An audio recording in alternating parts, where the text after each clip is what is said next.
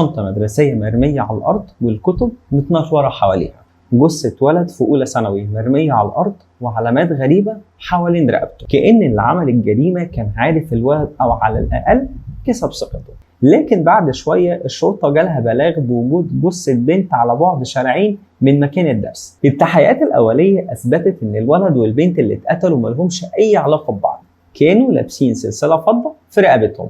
أنا شفت ولد لابس جاكيت غامق واقف قريب من مكان الجريمة التانية، وفي نص الليل لقوه في جنينة صغيرة جنب المدرسة ميت. الشرطة استغربت ليه القاتل نزل في السن، وهل ده معناه إنه بقى بيقتل بشكل عشوائي ولا غير اختياره؟ القاتل بيراقب ضحاياه من قبل ما يقتلهم، يعني مش صدفة. الشرطة وصفت الجريمة إنها الأجرى، مرة الجثة في شارع، مرة في جنينة، مرة في مخزن، مرة السلسلة متكسرة، ومرات بتكون سليمة. الرسالة اللي بعتها القاتل للمحقق كانت نقطة التحول الحقيقية. الجملة بتاعت أنا معلم فتحت باب جديد، هو فعلا مدرس أو ليه علاقة بالتعليم أو الطلبة؟ في نفس الوقت ظهرت الجريمة السادسة، الضحية بنت في ثالثة ثانوي. القاتل غالبا عانى في فترة دراسية من تنمر أو إهانة مرتبطة بمظهره أو بلبسه أو بالإكسسوارات اللي كان بيلبسها، لأن أكبر الدولة والمجتمع كله يخضعوا لرسالته. بعد ما الوزارة علقت المدارس والشرطة فكرت إن كده ممكن تهدي الوضع، لكن الحقيقة إن ده كان العكس تماما. القاتل حس إنه بقى مسيطر وإن المجتمع كله بيتحرك على مزاجه، وده زود غروره وخلاه يجهز لجريمة أكبر. وفي يوم الجمعة بالليل حصلت الكارثة السابعة. الضحية المرة دي كان شاب في إعدادي، لكن ما كانش في الشارع ولا في المدرسة، ده كان في بيته.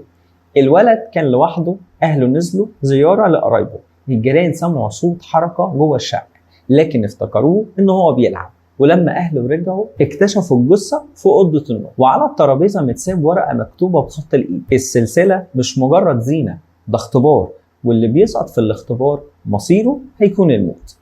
الورقة دي كانت زي صفعة على وجه الشرطة، ازاي القاتل دخل شقة الولد وخرج من غير ما حد يشوفه. وده معناه انه مش بس بيراقب الطلبة في الشارع، ده ممكن يكون عارف تفاصيل عن حياتهم الشخصية.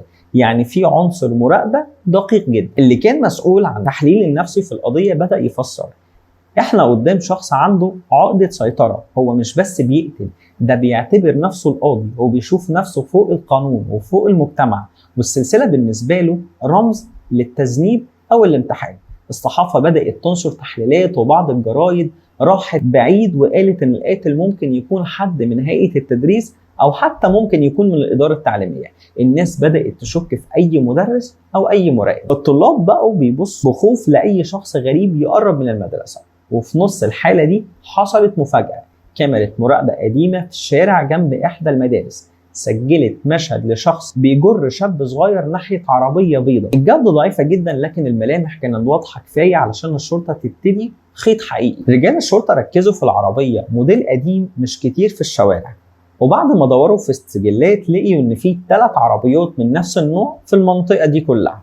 واحدة منهم باسم موظف قديم في إحدى المدارس تم فصله من 10 سنين بسبب قضية تحرش بإحدى الطلاب. هنا الشرطة بدأت تحط كل طاقتها عليه. اسمه كان بيظهر في أكتر من بلاغ زمان، لكنه اختفى فجأة، والأغرب إن عنوانه الحالي مش موجود، كأنه اتبخر. بعد ما الشرطة وصلت لاسم الموظف القديم اللي اتفصل من المدرسة بسبب قضايا التحرش، بدأوا يفتشوا في تاريخه أكتر. لقيوا إنه اتقبض عليه زمان لكن خرج لعدم كفاية الأدلة، ومن وقتها اختفى عن الأنظار تماما.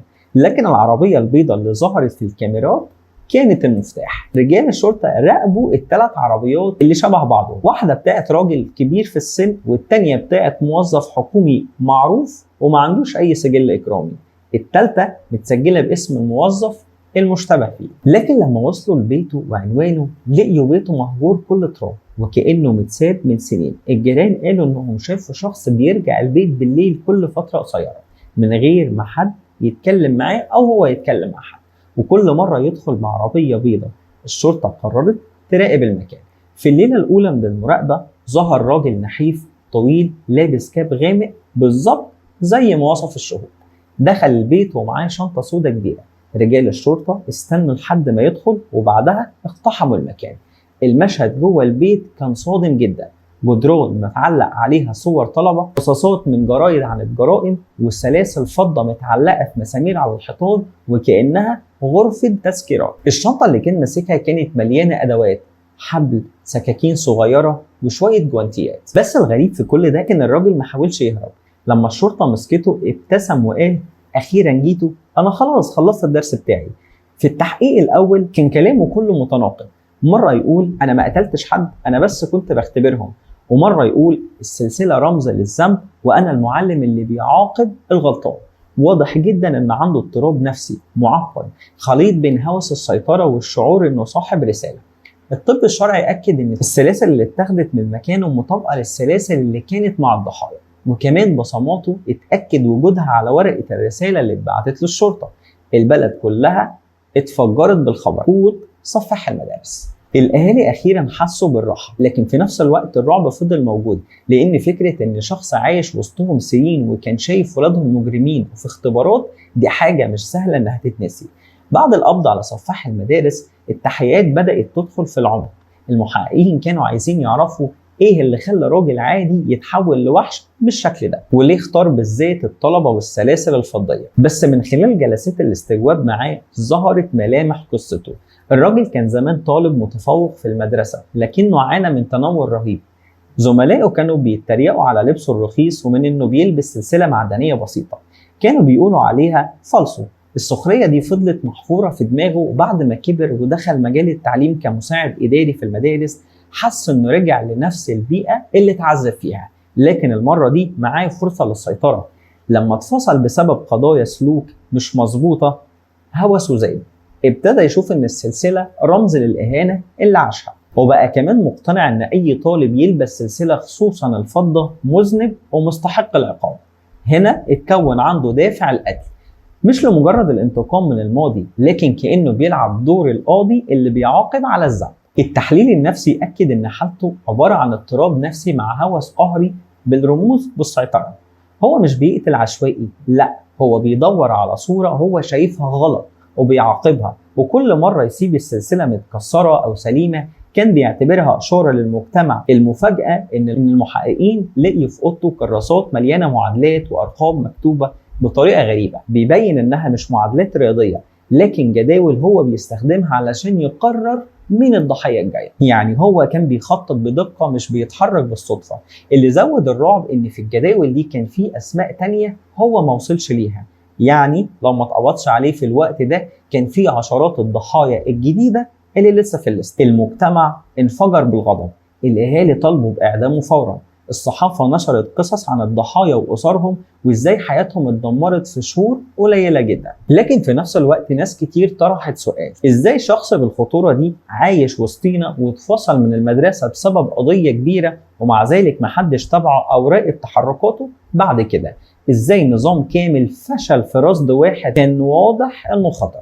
بعد القبض عليه اتحط قاتل المدارس في قاعة التحقيقات محاط بالضباط. في الأول كان ساكت ووشه جامد كأن الموضوع مش تبعه، لكن مع ضغط الأسئلة والأدلة اللي اتوجهت له انهار وبدأ يحكي.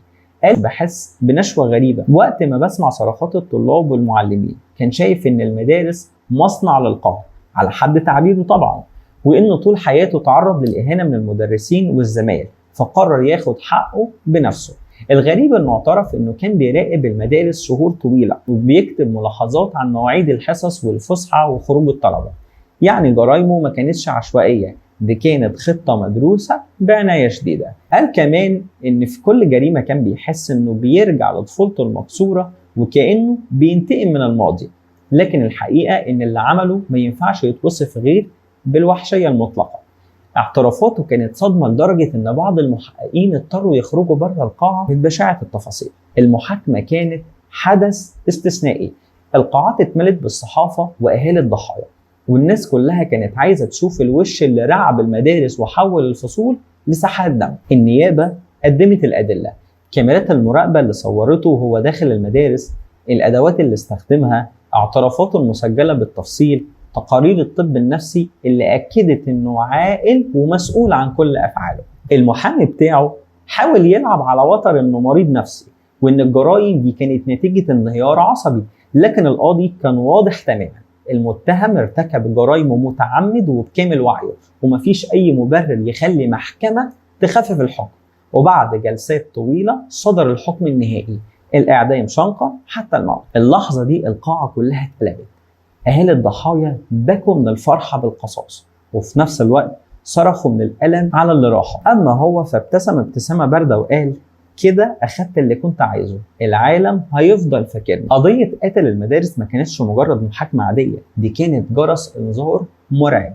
الناس بقت تبص للمدارس بشكل مخيف، أولياء الأمور بقوا يخافوا يسيبوا عيالهم، والمدرسين عاشوا فترة من الرعب النفسي. الإعلام سماه شبح المدارس، والناس فضلت تحكي قصته كتحذير عن خطورة الإهمال في متابعة سلوكيات الناس اللي حوالينا.